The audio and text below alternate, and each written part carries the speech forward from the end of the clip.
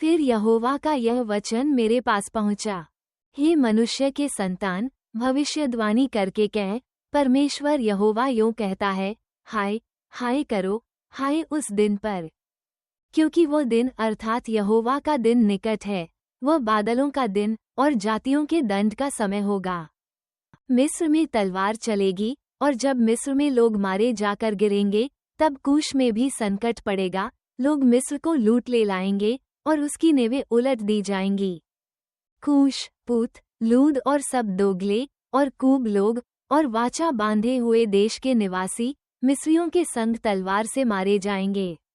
यहोवा यूं कहता है, मिस्र के संभालने वाले भी गिर जाएंगे, और अपनी जिस सामर्थ पर मिस्री फूलते हैं वह टूटेगी। मिगदौल से लेकर सवने तक उसके निवासी तलवार से मारे जाएंगे। परमेश्वर यहोवा की यही वाणी है। और वे उजड़े हुए देशों के बीच उजड़े ठहरेंगे, और उनके नगर खंडहर किए हुए नगरों में गिने जाएंगे। जब मैं मिस्र में आग लगाऊंगा और उसके सब सहायक नाश होंगे, तब वे जान लेंगे कि मैं यहोवा हूँ।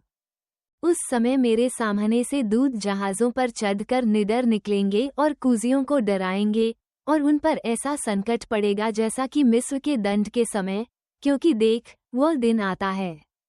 परमेश्वर यहोवा यूं कहता है, मैं बाबुल के राजा नबूकदनेस्सर के हाथ से मिस्र की भीड़ भाड़ को नाश करा दूंगा।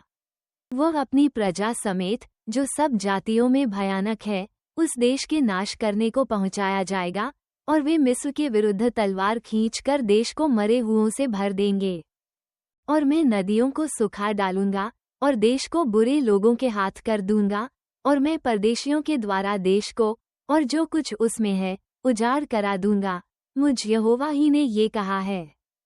परमेश्वर यहोवा यूं कहता है, मैं नोप में से मूरतों को नाश करूंगा और उसमें की मूरतों को रहने न दूंगा। फिर कोई प्रधान मिस्र देश में न उठेगा, और मैं मिस्र देश में भय उपजाऊंगा। मैं पत्रोस को उजाड़ूंगा और सोइन में आग लगाऊंगा और नो को दंड दूंगा।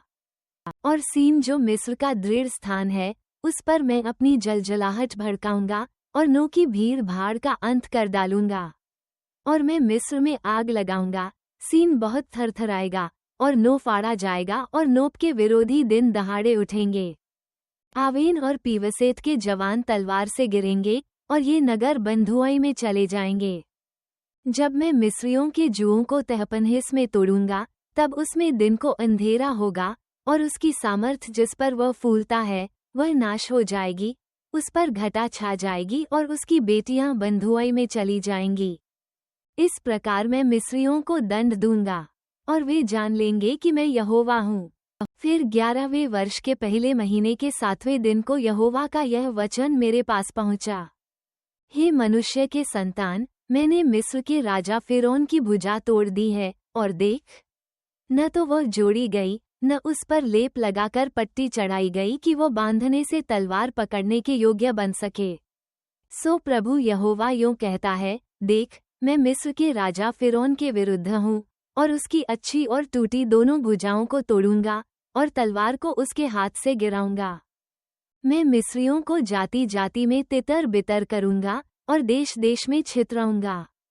और मैं बाबुल के राजा की भुजाओं को बलि करके अपनी तलवार उसके हाथ में दूंगा, परंतु फिरौन की भुजाओं को तोड़ूंगा, और वो उसके सामने ऐसा कराहेगा जैसा मरनहार घायल कराहता है। मैं बाबुल के राजा की भुजाओं को संभालूंगा, और फिरौन की भुजाएं ढीली पड़ेंगी, तब वे जानेंगे कि मैं यहोवा हूँ। जब मैं बाबुल के राजा के हाथ में अपनी तलवार दूंगा, तब वो उसे मिस्र देश पर चलाएगा। और मैं मिस्रियों को जाति जाति में तितर बितर करूंगा और देश देश में छितरा दूंगा। तब वे जान लेंगे कि मैं यहोवा हूँ।